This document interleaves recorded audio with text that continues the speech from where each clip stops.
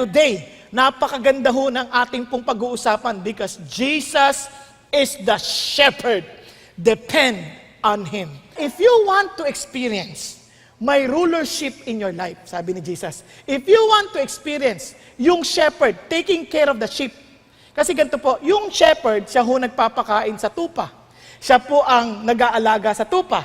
Siya po ang nagpoprotekta sa tupa. Siya po ang nag-guide sa tupa. Sa madaling salita, itong shepherd na ito, siya ang magbibigay sa iyo ng buhay na ikagugusto mo. Gusto niyo ba ng ganong buhay? Na merong nangangalaga sa atin. Merong magpo-provide sa ating pangailangan. Sino may gustong ganyan? Very good. Because all of us want to have a good life. Amen po? Ngayon, para natin maranasan yan, itong unang kondisyon. Tandaan niyo yung salitang ako. Ako. Madali lang yan. Ako. Okay? Admit you need the shepherd. Meron kasing the shepherd. At ito yun. Pakinggan natin, sabi ni Jesus. Truly, truly, I say to you, he who does not enter by the door into the fold of the sheep, but climbs up some other way, he is a thief and a robber. Let's continue. But he who enters by the door is a shepherd of the sheep. To him the doorkeeper opens, and the sheep hear his voice, and he calls his own sheep by name and leads them out. Now, itong picture, ito yung kulungan. Then, may doorkeeper. Bago yung door, may doorkeeper. The moment the shepherd comes, yung doorkeeper, pag hindi totoong shepherd yun, hindi niya itutuloy. Hindi niya papapasukin. Pero if this is the real shepherd, pag bubuksan niya. So, let's continue. Tinasabi ni Jesus, when he puts forth all his own, he goes ahead of them. And the sheep follow him because they know his voice. Now listen, ito ang diferensya.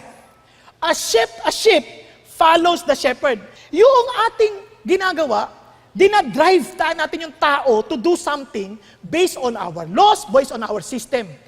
Pero ang tao, bakit niya, ang taong nagmamahal at susunod lang doon sa kanyang shepherd dahil meron silang relationship, hindi mo kailangan itulak. Susunod at susunod sila dahil mahal nila yung shepherd. If you love and you are really serious in knowing what the Lord is telling us at any moment, personally, you will listen carefully. You don't need to be driven. You just follow. Yun ang totoong sheep. Kaya sabi rito, and the sheep follow him because they know his voice. And a stranger, they simply will not follow but will flee from him because they do not know the voice of strangers. Now, let's continue. The figure of sheep, Jesus spoke to them, but they did not understand. Yung ibig sabihin ng they did not understand, they never meditated on it, they never thought of it, they just ignore it. Yan ang sinasabi niya. What those things were which had been saying to them. So Jesus said to them, truly, truly, I say to you, I am the door of the sheep. Now, let's continue. Sabi niya, all who came before me are thieves and robbers, but the sheep did not hear them. I am the door. If anyone either enters through me, he will be saved and will go in and out and find pasture. Now, listen. Anong ibig sabihin ng I am the door?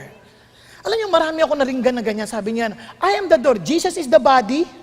Jesus, his body is the church. Sabi niya, whoever enters the church and become members of it, you are the sheep. You will become his sheep and you will find pasture and you will have eternal life. Hindi ho totoo yun. Ang tinutukoy ni Jesus dito is the shepherding practice. Paano ba yung shepherding practice? Pakinggan ninyo. Ganito yan. Meron silang ginagawang koral. Ay parang lugar. Mga 10 feet yan, puro bato. At ang tanging bukas lang ay ditong pinto. Yung shepherd, dyan natutulog. Dyan pumipwesto. Sa madalit salita, walang makapapasok para atakihin ang anumang tupa nang hindi dadaan sa shepherd. Parang sinasabi ni Jesus, I am the door. If you acknowledge me as your shepherd, papasok ka, kinilala mo ko, I will protect you. And anyone who will try to attack you, ano sabi ni Jesus? Over my dead body. Nagkakatindihan? Alam nyo, itong napaka-assurance sa ating Panginoon Diyos. Walang bagay na mangyayari sa iyo na hindi pinagpaalam muna sa Diyos. Alam niyo ba yon? Tingnan niyo si Satan. Bago niya ginalaw si Job, anong ginawa niya? Nagpaalam muna.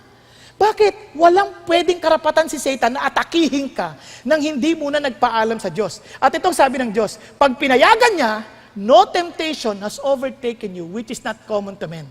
But God is faithful, that He will not let you be tempted beyond your strength. Ano sinasabi ng Diyos? Pag pinayagan niyang isang pangyayari, kaya mo. Huwag mo sasabihin, hindi ko to kaya. Halimbawa, may lumapit na babae sa'yo, hello. Ano sabi niya, hindi ko na to kaya. Tumigil ka, pag pinahintulutan ng Diyos, kaya mo. In Jesus' name, kaya mo. Nagkakaintindihan tayo? Pag may tindi kang problema, hindi mo sabihin, hindi ko na to kaya, magpapakamatay na ako. Mali ka, kaya mo. Do not believe the lies of Satan that you cannot do it, you cannot overcome it, because God promised you can do it by His grace. Amen? Kaya yun ang promise ni God.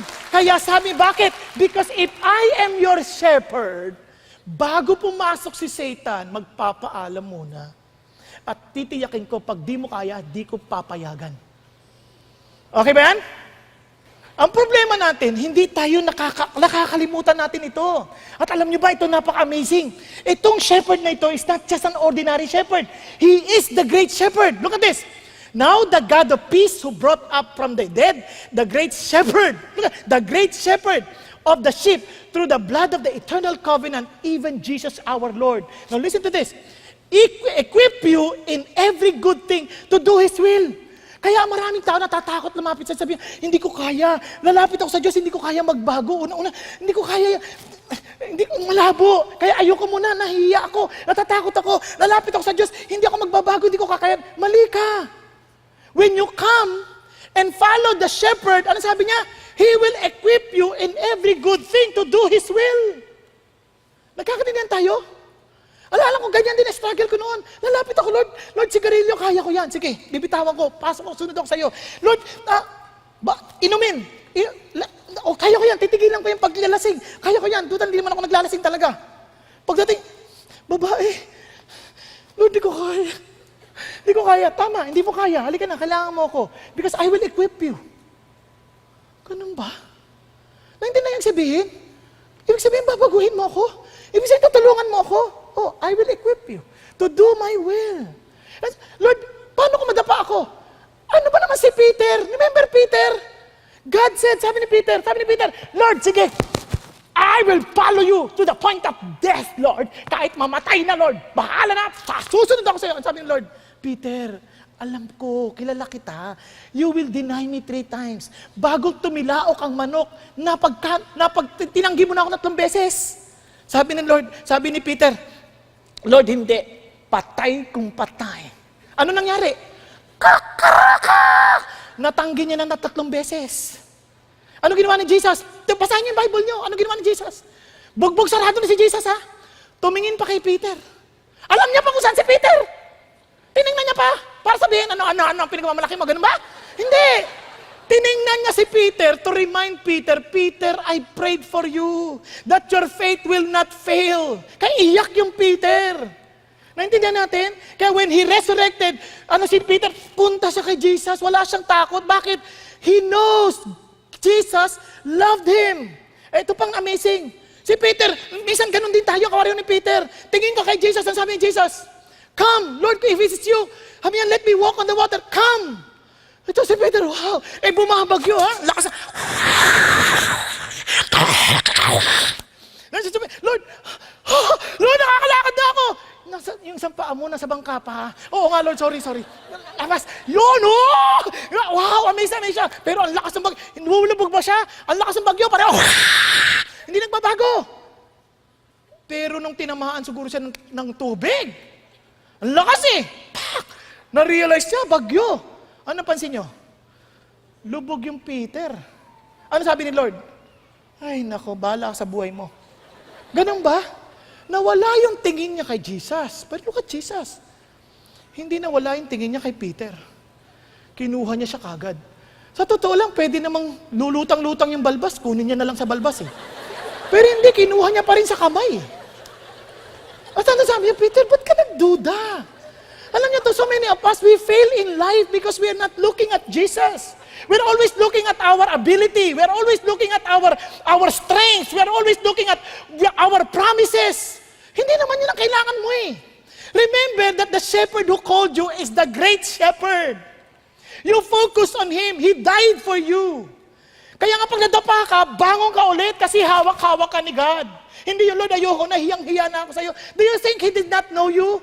Do you think He never knew that you will fail? He knows, but He promised that He will equip you for you to do His will. Bakit? Because Jesus is the great shepherd. Kaya tingnan niyo po, hindi natapos doon, nakaka-amaze si God. He is not only the great shepherd, He is the chief shepherd. What does this mean? Gusto niyang tulungan ka to grow in your relationship. Kasi ang mga tupa, they always go in flock. They don't go alone, they always go in flock. Anong ibig sabihin? He knew that you are not alone in this. Kaya nga may katawan, may church. And here is God, here is Jesus Christ, the chief shepherd, assigned an under-shepherd, pastors, to equip you, to equip the saints for the work of service. Tama ba?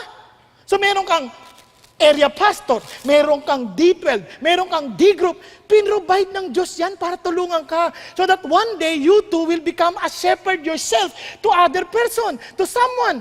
Ano sinasabi ng Lord? Pinrovide yan ng Lord for you to grow in your relationship with your chief shepherd. Pero binabaliwala natin. Hindi natin pinapansin yung provision ng Diyos. Kaya nga sabi mo, kasi baka abusuhin nila ako. Nakalimutan mo siya yung chief shepherd. Look at this.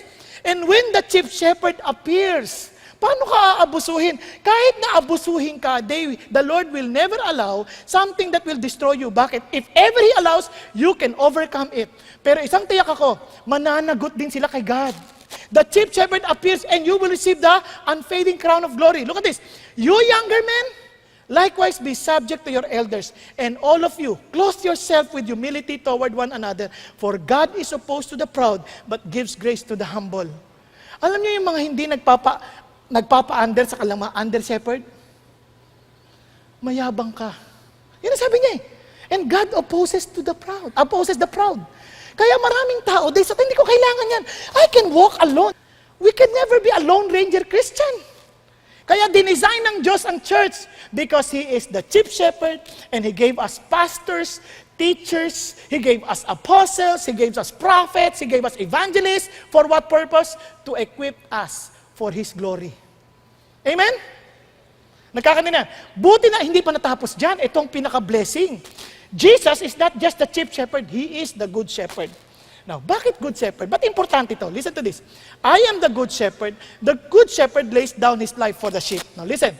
I am the good shepherd and I know my own and my own know me. Even as the Father knows me and I know the Father and I will lay down my life for the sheep. Now, listen. Ito napaka-importante. When the Lord tells us, I know my own, anong ibig sabihin? Pag-isipan niyo mabuti. Nung nagkasala ang tao, di ba naalala niyo yung tao, si Adan at Eva? Ano meron sila sa garden na binigay, Garden of Eden? Sila ay hubot-hubad. They were not ashamed of anything. Wala silang ka-worry-worry sa isa't isa. Tama ba? Pero nung nagkasala, ano nangyari? Bigla nagkaroon ng kahihiyan. So, dinamitan nila sarili nila and eventually the Lord closed them. Tama? Ano ibig sabihin yan? Lahat tayo, whether you like it or not, meron tayong kinatatakutang malaman ng ibang tao. Meron tayong sariling kahihiyan. Hello? Tama? Ano sabi ng Lord? But if you belong to me, wala ka dapat ikahiya. I know everything about you. I know your name, I know your thoughts, I know every detail of your life. Even before you do something, I already knew. Yun ang sinasabi ng Lord, I know you. Kaya nga, yung sheep, sobrang tiwala, wala na siyang tatakbuhan, kundi sa shepherd lang. Kasi He knows everything. Tayo minsan nagsisinungaling pa tayo sa isa't, we wear mask para, uy, kamusta ka? Mabuti. Yung totoo, mabuti nga. Yung totoo nga, mabuti ba to? 50 na ako, wala pa rin nanliligaw. Di ba? Ang dami natin kinatatakutan. So we wear masks. We wear so many masks. Kaya akala niyo yung mga tao parang pa-smile, pero deep within, malaman nila to, naku, kung alam lang yung ginagawa ko, alam lang nila yung pagkatao ko, lagot ako. But what the Lord is telling us is this. If you truly belong to His flock, He knows you, and He did not reject you. He accepted you, beside of all the knowledge that He has about you. Saan ka palalapit? Kasi sa lahat ng gusto kong lapitan, si God lang. Alam niyo bakit? Kasi He never condemned me, despite the fact that He knows everything about me. Let me encourage you. Sabi ni Lord, ako, hindi kita isusuko. If you belong to my flock, I will never give up on you. Nagkakaintindihan? He will never give up on you. Kaya sabi ng Lord, I know my own, and my own know me. Kaya naman yung word na know dito, meron kaming intimate relationship. They love me so much. And sabi niya, even as the Father knows me. Now, let's continue. Sabi ng Lord, I have other sheep which are not of this fold. Siyempre, He was talking to the Israelites, tama ba? And sabi niya, may mga Gentiles referring to us. I must bring them also, and they will hear my voice. And they will become one flock, with one shepherd. Remember Ezekiel 34? One shepherd. For this reason, the Father loves me, because I lay down my life so that I may take it again. Now listen, ang sabi ng Lord? Pati yung Gentiles or Jews are no more barriers. Wala nang difference. They are all equal in my sight. Minsan, natutokso pa tayo, kailangan gayahin natin ng mga Hudyo para maging blessed tayo sa Lord. No. Only Jesus. There's only one shepherd. Whether you are Jew or you are a Gentile, you are equal before God as long as you belong to His flock. Nagkakaintindihan? Tuloy tayo. Ano sabi ng Lord? No one has taken it away from me, but it laid down on my own initiative. I have authority to lay it down and have authority to take it up again. This commandment I received from my Father. Ano ibig sabihin ni Jesus dito? To give my life, take it down, take it up again. Ano ibig sabihin dito? No, ito po ang isang bagay. Lahat tayo makasalanan. Masakit pakinggan. Ano ibig sabihin ng makasalanan? Ang salitang sinner, hindi yung murderer ka, hindi yung liar ka, hindi yun. Ang sinner, you are taking charge of your life. You are not allowing the shepherd to take control of you. Kaya nga, pag nag-worry tayo, kasalanan kasi we thought we lost control, kaya nag-worry tayo because we're playing God. Kaya nga, we disobey God because we tell God, God, wag ka makialam sa akin. I don't care about your loss. I don't care about what pleases you because I am in charge. Nagkakaintindihan? Kaya if you are in charge of your life and you do not allow God to take control of you, you are a sinner. Yun ang sinasabi ng Lord. Ngayon itong problema. Bawat yung kasalanan na yan, ang kabayaran yan, kamatayan. Kaya nga the greatest enemy we have is death. Death. Kaya sabi ng Bible, for the wages of sin is death. Pero itong amazing. Si Jesus, because He is sinless, wala siyang sa death. Bakit? No one has taken it away from me. I lay it down on my own initiative. Sabi niya, hindi ako sakop ng kaaway ng death. Kasi I have eternal life. Kasi nga, wala naman akong kasalanan. Kaya I am now giving up. Parang sabi niya, I am taking initiative to die for you. Kasi sabi niya, pero, tingnan nyo, I have authority to lay it down and I have authority to take it up again. Sabi niya, kaya ako mabubuhay ulit. Pag namatay ako para sa'yo, mabubuhay ako ulit para sabihin sa'yo, niligtas na kita. Kaya nung nabuhay magmuli si Jesus sa 1 Corinthians 15, ano sabi niya? O death, where is your victory? O death, where is your sting? The sting of death is sin, and the power of sin is the law. But thanks be to God who gives us the victory through our Lord Jesus Christ. Kaya ang tupa, hindi takot mamatay for Jesus. Bakit kamo? Kasi they will never die. They will just transfer residence. Hello? Andiyan ka pa? Kaya pag narinig lang, cancer! Hallelujah! Cancer lang pala eh. Kung pagalingin ng Diyos, amen. Kung hindi, I will be with Jesus because I will not die. I will just be transferring residence from this world, this dark world, to the presence of the living God, my lover, the lover of my soul. Hindi ka ba excited? Nagugulat ako sa ibang Christian, Pastor, mag-pray ako. Mamamatay na ako. Di ba nagtindihan? Hindi ko ninamaliit ang iyong karamdaman. Ang sinasabi ko lang, if you truly understand what Jesus did for you, hindi ka dapat dito na-excite sa lupa. Ma-excite ka sa Lord. Amen po? Pakinggan niyo mabuti ito para maintindihan natin ng mabuti. Ano sabi ng Lord? Wala nang kamandag ang kamatayan. Bakit? Sinira na ni Jesus. Nagkakaintindihan? Kaya nga sabi ng Lord, He reminds us, My beloved, be steadfast, immovable, always abounding in the work of the Lord, knowing that your toil is not in vain in the Lord. Kaya nga nakakakulot si David, nalang si David, bago mamatay anak niya, nakaiyak siya, nagpapasting. Nung namatay, tumayo na at kumain. Sabi mo, bakit ganon? Nung buhay pa, iyak ka ng iyak. Ngayon, kumakain ka. Sabi niya, hindi na siya babalik sa akin. Pero paparoon ako sa kanya. Isang araw. Nagkakaintindihan? Kaya minsan pag ba't mo kami? Gusto mo talaga makita? Itulak mo. Nang maintindihan nila, hindi totoo ka lang pinagsasabi. You know why? All of us are afraid to die. Kaya nga, ito ang epekto sa atin. If we will just admit that we need the shepherd, hindi natin kailangan matakot. Now, remember this. You need to know that you are a sheep. Ano bang sheep? A sheep, kawawa. They are dependent. They are defenseless. Kaya nga inaanoin pa yung kanilang ilong ng oil. Kasi mismong insekto, wala silang kalaban-laban. Saan ka nakakita ng hayop? May panlaban silang sungay. Baliktad pa. Hindi man lang nakadiretso, nakaganon. Paano may tutusok yun? Kawawa. Napaka-defenseless nila. Kaya they are totally dependent. And they are directionless. Wala silang direksyon. Ang kanilang vision, peripheral. Nakikita na lahat. Pero hindi sila makatingin ng diretsyo. Kawawa, kaya yung mata nila laki-laking itim. Pansin nyo? Pero dito sila nakatingin. Kawawa, saan ka nakakita nung dito ka nakatingin? Dito ka, ano ka? Lalakad ka pa ganyan? Hindi ka rin makaganyan. Anong gagawin mo? Wala kang direksyon. Ang dali na ma-distract. Ang dali na ma-distract. Konting kilos lang. Hindi niya napansin, ganyan na ganyan tayo. May mata tayo sa harapan, pero ang dali natin ma-distract. Nagwa-worship tayo, biglang may dumaan. Lord, I love you. Ang dali na na-distract. May dumaan lang. Lahat. Ganyan na ganyan tayo. Wala tayong direksyon sa buhay. We plan, and yet, ang daming mga nangyayari na hindi natin maintindihan. Bakit ganun? Hindi kasama sa plano yan. I did not expect this. Because we have no, foresight. Kasi nga, mata natin parang dito lang sa peripherals, diyan na sa gilid. Hindi natin alam ang susunod na araw. Ano sinasabi ng Diyos? We should remind ourselves that we are sheep. We need to depend on our shepherd. Di ba? Kaya sabi ng shepherd, paano mag-depend?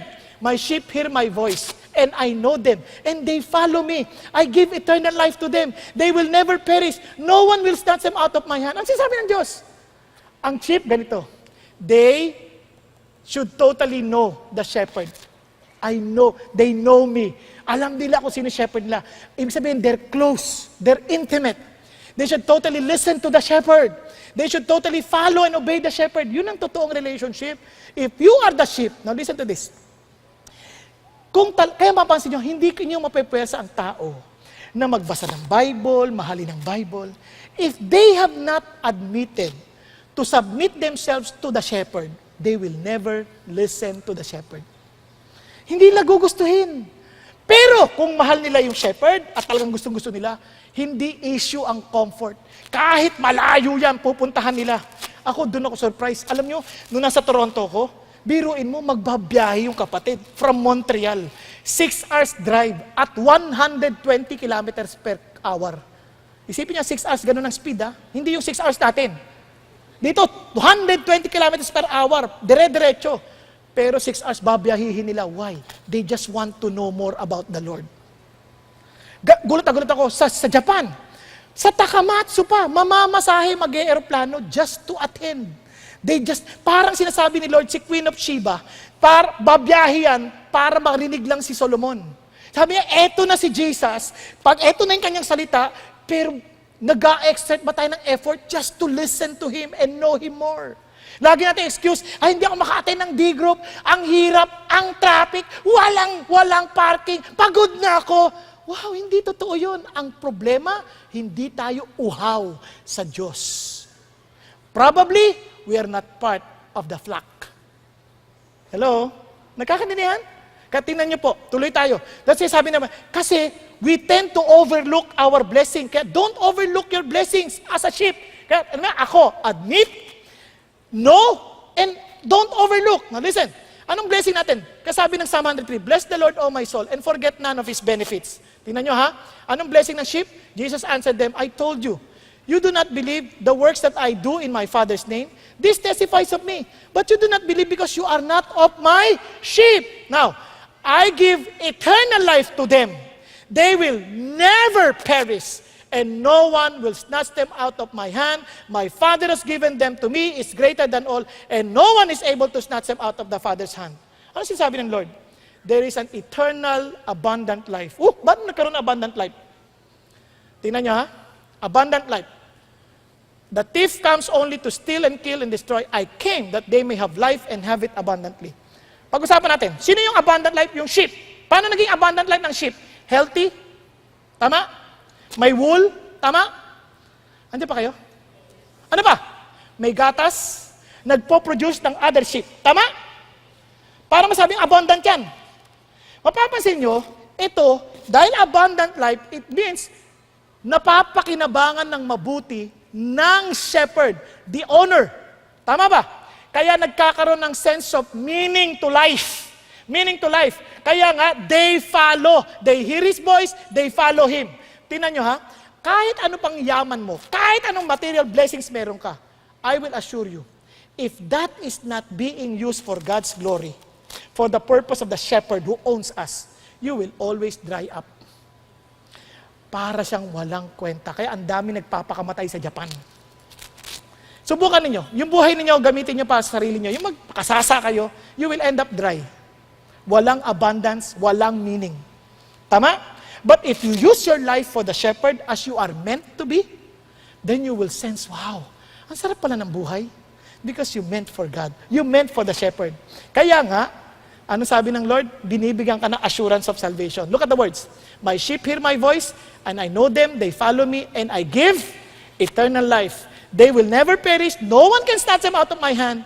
My Father has given them to me, is greater than all, and no one is able to snatch them out of the Father's hand. Ano sabi ng Diyos? Eto ka. Sabi ng Lord, no one can snatch you out of my hand. Wala! And sabi niya, and my Father is greater than all, no one can snatch you out of my Father's hand. Doble hawak. Saan ka pa pupunta? He will surely protect you. Amen? At ito pa maganda. Hindi natapos doon. I and the Father are one. Ibig sabihin, isa lang ang kanilang layunin. Isa lang ang gusto. To keep you, to protect you, to love you, and to make sure that you are okay. Tama ba?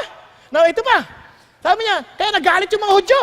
Jesus answered them, I showed you many good works from the Father. For which of them are you stoning me? The Jews answered him, for the good works we do not stone you, but for blasphemy, and because you being a man, make yourself to be God. Yun ang sabi ng Lord, yung humahawak sa iyo, hindi ordinaryong tao. He is equal with God. Nagkakanin yan? And sabi niya, hindi niya naalala, I said you are gods. Bakit? Kinuha niya sa Psalm to tell them, you are pretending to be gods, but the Messiah will surely come, and I am He. Kaya sabi ng Lord, look at this, if I do not do the works of my Father, do not believe me. But if I do them, though you do not believe me, believe the works so that you may know and understand that the Father is in me and I is in the Father. Friends, ano ibig sabihin yan? I am totally dependent on the Lord God Almighty, my Heavenly Father, because Jesus is my shepherd. Now listen to this. Panoorin niyo po itong video na to. Ito po nagkaroon ng test. Yung kung talaga bang nakikinig yung sheep sa shepherd lamang. At itong kanilang ginawa. Asan sila? Asan yung ating video? Hoy, wala nang oras. Natulog din kayo. Okay, panoorin natin. Ayan. So, ano ng test? So, nag-try ang isang lalaki, trying to call the sheep. Kung ano yung sound? Tingnan niyo yung mga sheep, walang kagalaw-galaw, hindi sila nangingialam, wala silang pakialam, basta doon lang sila, they keep on eating. Ngayon, number 2, nag-try ulit, iba naman, babae naman, baka sakali, tinakasan ng boses, tinatawag yung mga sheep, wala, hindi gumagalaw, hindi sila lumalapit, napansin niyo ba? So, nag-try ulit, sinubukan nila Pilipina, yung Pilipina, baka sakali, yung amoy, medyo malapit-lapit sa sheep, baka lang, hindi ko alam. So, test number 3, sabi niya, wala, give up ako. Yung test number 3, Pilipina na ang pinapunta nila. Tinayan. Sabi niya, tinaya rin! Tinatawag yung mga sheep. Hindi sila lumapit, hiyang-hiya siya. Sabi niya, wala, sabi niya. So, dumating na yung farmer, yung pinaka-shepherd. Tingnan niyo. Tinawag niya yung mga sheep. Tinawag niya, wala gagawin, hindi lalapit. Tinawag niya lang. So, same word. Ganun lang. Tingnan nyo nangyari. Ayan. Panoorin nyo yung mga sheep. They are coming. Oh my God. Bigla sila naglapitan. Bigla sila naglapitan. Amazing! Amazing, di ba? Naglapitan sila. Kasi yun ang kanilang shepherd. Oh my God. Alam niyo, isang bagay na natutunan ko about the Lord. Ito. Di ba? Ano napansin niyo? Hindi tayo nakikinig sa Diyos. Hindi tayo lumalapit dahil marahil hindi natin siya shepherd. Kaya nga you have to admit. You have to admit that you need the shepherd. You have to know that you are a sheep. You have you are not to overlook the blessings that we have as a sheep. If He is our shepherd. Ano yun? Abundant life, meaning to life, and of course, assurance of salvation. Kaya nga sa Tagalog niyan, ako ay umaasa lamang sa Ama dahil si Jesus ang aking pastor. Mga kapatid, siya pa talaga ang pastor mo sa buhay.